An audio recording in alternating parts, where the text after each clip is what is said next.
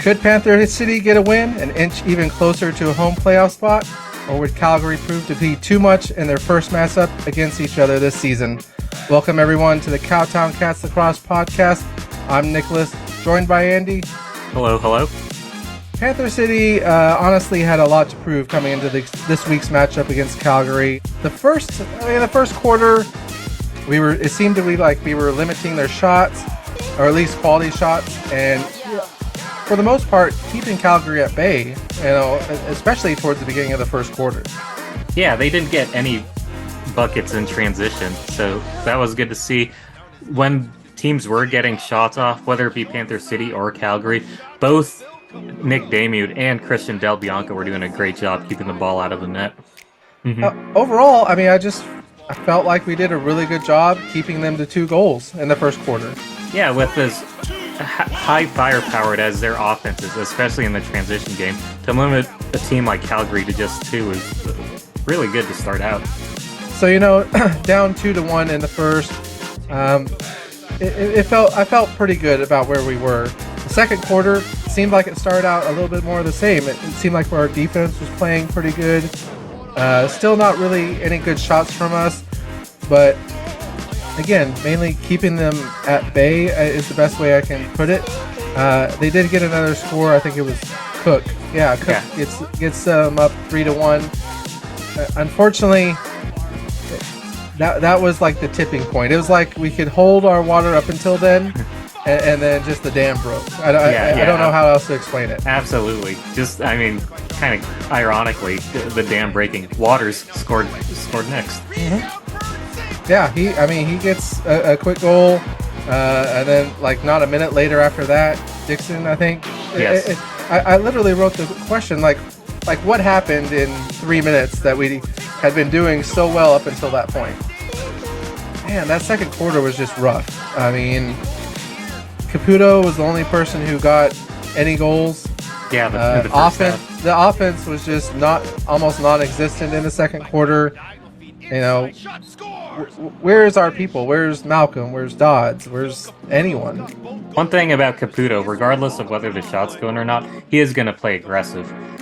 And yeah, whether that's his shot-making ability, setting picks, trying to open other guys up, just disrupting the defense as best he can, that's probably a big reason why we still, in theory, had a chance. The third quarter, it seems like we did make some good adjustments. And again, keeping them to only 2 goals says a lot, based on their offensive production that they've had this year. But the fourth quarter just kind of felt like we spent all of our energy.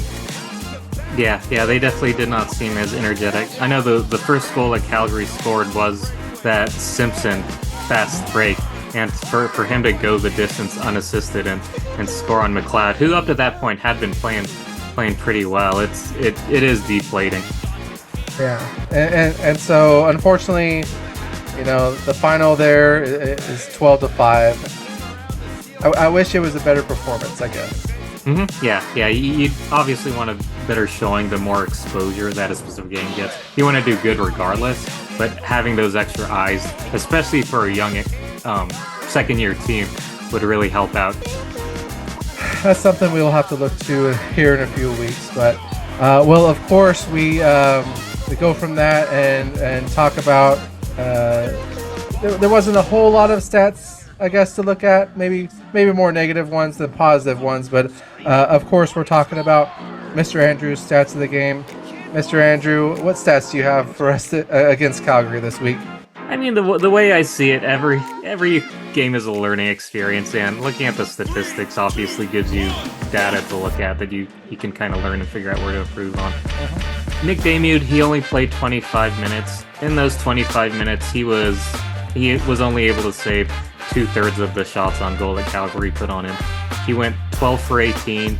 McLeod did pretty solid. He saved 22 out of 28 shots that he faced with, and he did pretty well, but it was just overall our offense just wasn't clicking on the night, which makes life a lot more difficult for the goalies and the defense overall.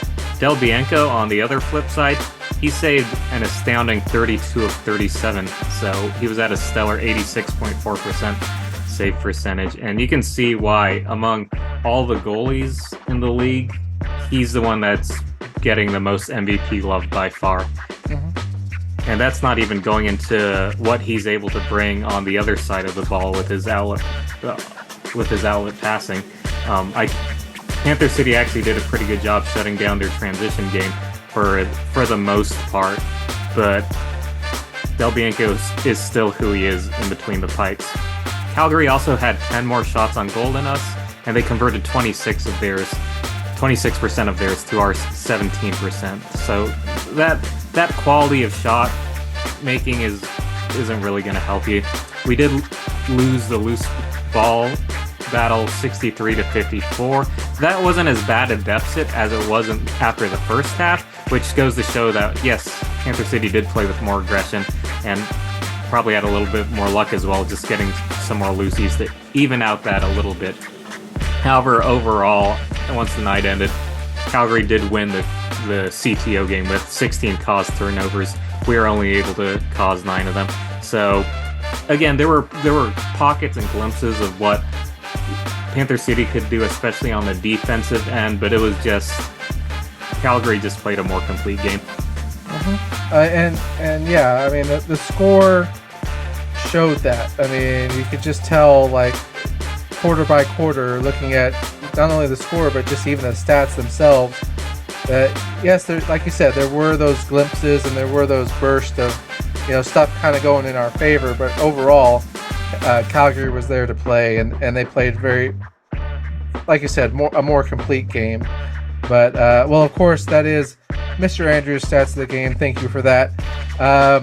We go on to, again, I know it was a low-scoring affair, but there were a few cool cat plays of the game.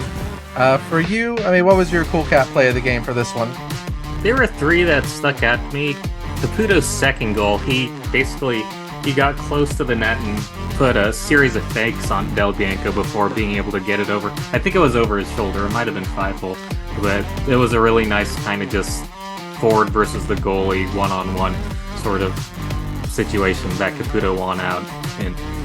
Tony Malcolm, his goal in transition was great, and transition goals are always great in terms of, I know it was a road game, but in terms of getting fans pumped and excited and being like, all right, let's go, just because they're almost like icing on the cake, so to speak. So that was a really good play.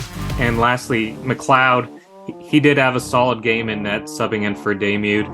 There was one save in the third quarter where I think he shifted his body from the right edge of the net to the left, just enough for whoever was shooting to hit his shoulder. I think his shoulder pad, or maybe even his neck or something, instead of getting it into the goal. So he did a really good job. It is kind of fun to see him every now and then with his different goalkeeping style compared to Damude. Yeah, for me, I mean, you already mentioned it, but the Caputo goal in the second quarter, in fact, I think it was another bounce into what you call the 5-hole. Yeah. I mean, he was just faking and faking. It's like he just held it forever.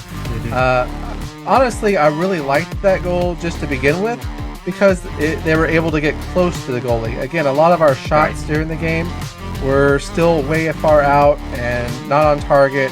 And that was the first, honestly, probably one of the only goals where we were really close and got into their defense more and were able to do something with it. So, yeah, Phil Caputo, that goal was it was really good.